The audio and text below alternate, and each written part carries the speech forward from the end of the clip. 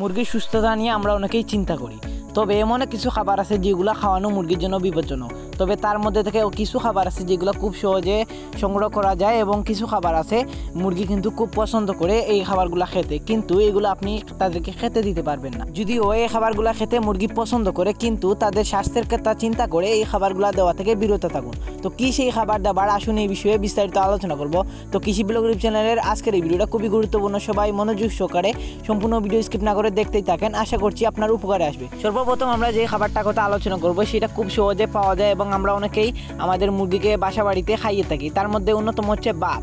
ভাত কিন্তু আমরা খুব সহজে সংগ্রহ করতে পারি, বা আমরা কিন্তু মানুষরা যেহেতু এই ভাতগুলা খেয়ে থাকি, তার ফলে আমাদের খাওয়ার পর এইটা কিন্তু উচ্ছিষ্ট ভাতগুলা থাকে, সেগুলো কিন্তু আমরা খেতে দিই। আমি বলতেছি না ভাত খাওয়ানো ঠিক না কিংবা ভাত খাওয়াবেন না, তবে কিছু সময় আছে যেই সময়ে আপনি মুরগিকে ভাত খাওয়ালে এটা কিন্তু আপনার ক্ষতির সম্মুখীন হতে পারে। যেমন ঠান্ডাজনিত সমস্যার সম্ভাবনা যখন দেখবেন সেই সময় ভাত খাওয়ানো থেকে বিরত থাকুন। যেমন অনেক সময় দেখা যায় প্রচণ্ড পরিমাণে শীত বা কুয়াশা পড়ে কিংবা ঠান্ডা পড়ে, এই সময় দেখা যায় মুরগি খুব বেশি ঠান্ডাজনিত সমস্যা আক্রমণ হতে পারে। এই সময় আপনি মুরগিকে ঠান্ডা ভাত খেতে দিতে পারবেন না, কেননা এই সময় কিন্তু ভাত খেতে দিলে মুরগির ঠান্ডাজনিত সমস্যা হতে পারে।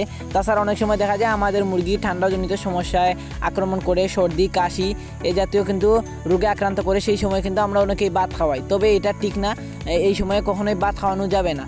যদি ভাত খাওয়ান তাহলে এটা কিন্তু আরও বেশি বেড়ে যাবে এবং আপনি যতই ট্রিটমেন্ট দেন বা ওষুধ খাওয়ান তাহলে এটা কিন্তু সমাধান হবে না। তবে কিছু কিছু সময় আছে যখন মুরগি অনেক বেশি অসুস্থ হয়ে পড়ে এবং ভাত বাদে অন্য কোনো খাবার খেতে চায় না, তখন আপনি গরম ভাত কিছুটা পানি দিয়ে ভিজিয়ে আপনি খেতে দিতে পারেন। এক্ষেত্রে ভাতটাও গরম থাকবে, মুরগি কিন্তু সেটা হজমও খুব সহজে করতে পারবে এবং এটা কিন্তু ক্ষতির সম্মুখীন হবে না। তারপর দ্বিতীয়ত যেটা আসে সেটা হচ্ছে কাঁচা আলু কিংবা আলুর পাতা, সাল বাখল এ জাতীয় খাদ্য। কেননা আলুতে সোলাবিন নামে এক ধরনের উপাদান আছে যেগুলা মুরগিকে ক্ষতি করে। তো এই সমস্ত আলুর সাল বাখল কিংবা আলুর চারা এ জাতীয় খাদ্য খাওয়ানো থেকে বিরত থাকুন, এক্ষেত্রে আপনার মুরগি সুস্থ থাকবে। তারপর যেটা আসে সেটা হচ্ছে লবণযুক্ত খাবার কিংবা লবণ। আমরা অনেকেই আছি ভাত কিংবা অন্যান্য খাদ্যের মধ্যে আমরা লবণ মিশিয়ে দিই, তবে এটা কিন্তু ঠিক না। লবণ কিংবা লবণযুক্ত খাবার মুরগির কিডনির সমস্যার কারণ হতে পারে। তো লবণ খাওয়ানো থেকে বিরত থাকুন কিংবা লবণযুক্ত খাবার থেকে বিরত থাকুন। তারপর যেটা আসে সেটা হচ্ছে কাঁচা চাল কিংবা ডাল। এ জাতীয় খাদ্য কিন্তু মুরগির হজম শক্তিতে সমস্যা বা ব্যাঘাত ঘটাতে পারে। তো কাঁচা চাল কিংবা কাঁচা ডাল এ জাতীয় খাবার অতিরিক্ত খাওয়ানো থেকে বিরত থাকুন। তারপর যেটা আসে সেটা হচ্ছে পেঁয়াজ বা রসুন। পেঁয়াজ রসুন আমরা অনেক সময় দেখা যায় প্রাকৃতিক ঔষধ হিসেবে মুরগির বিভিন্ন রোগের জন্য খাইয়ে থাকি কিংবা ঠান্ডাজনিত সমস্যার জন্য খাইয়ে থাকি।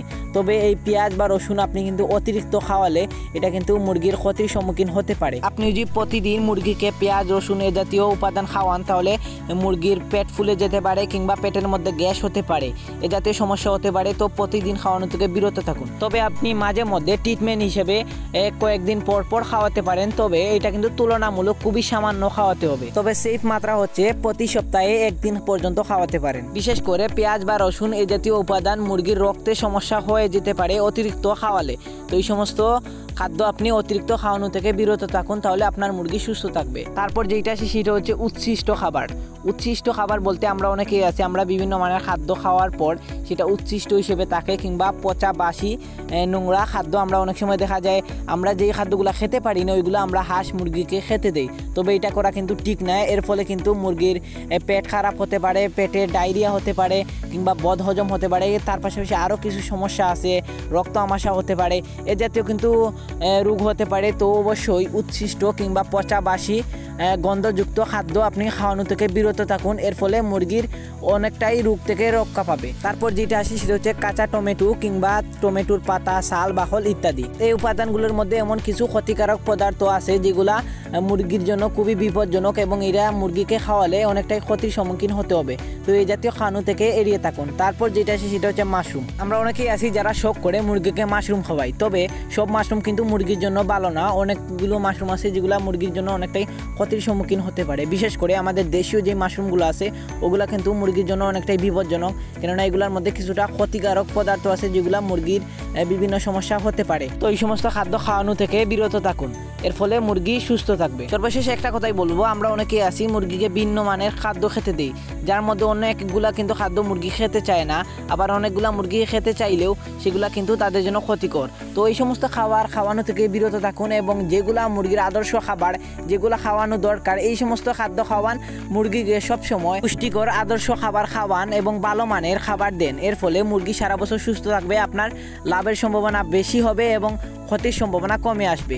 বিশেষ করে কোনো মুরগির যদি কোনো রোগ হয়, সেই মুরগির ট্রিটমেন্ট স্বরূপ কিন্তু আমাদের অনেকটাই ক্ষতির সম্মুখীন হতে হয়, আমাদের অনেক টাকা চলে যায়। তবে যদি আপনি কিছুটা সাবধানতা অবলম্বন করেন, মুরগিকে কিছুটা যত্ন করেন, মুরগির জন্য মাঝে মধ্যে প্রতিরোধক হিসেবে বিভিন্ন মানের মেডিসিন খাওয়ান, তাহলে দেখবেন সারা বছর মুরগি সুস্থ থাকবে।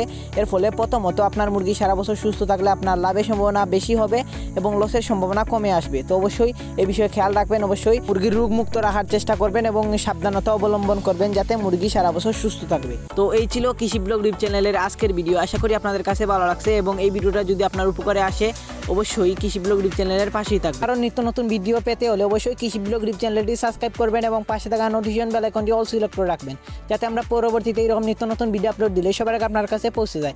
আর যারা অলরেডি কৃষি ব্লগ ইউটিউব চ্যানেলটি সাবস্ক্রাইব করে দিয়েছেন তাদেরকে অসংখ্য ধন্যবাদ। আর যদি এই ভিডিওটা ভালো লেগে থাকে তাহলে অবশ্যই বেশি লাইক করবেন। পরবর্তী ভিডিও কী টপিকে দেওয়া উচিত আপনার মূল্যবান মতামত আমাদেরকে কমেন্টের মাধ্যমে জানাতে পারেন। এই ভিডিওটাকে কোনো ইনফরমেশন পেয়ে থাকলে আপনাদের বন্ধুদের কাছে শেয়ার করে তাদেরকে এই মূল্যবান ভিডিওটি দেখার সুযোগ করে দিতে পারেন। আর যদি আপনি কৃষি ব্লগ ফেসবুক পেজ থেকে আমাদের এই ভিডিওটি দেখে থাকেন তাহলে অবশ্যই কৃষি ব্লগ ফেসবুক পেজটি ফলো করে রাখবেন। আর কৃষি ব্লগ ইউটিউব চ্যানেলের এই ভিডিওটি এতক্ষণ পর্যন্ত দেখার জন্য আপনাকে অসংখ্য ধন্যবাদ। আজ পর্যন্ত দেখা হবে অন্য কোনো দিন অন্য কোনো ভিডিও। ততক্ষণ পর্যন্ত সবাই সুস্থ থাকবেন, ভালো থাকবেন। আজকে বিদায় নিচ্ছি, আল্লাহ হাফেজ।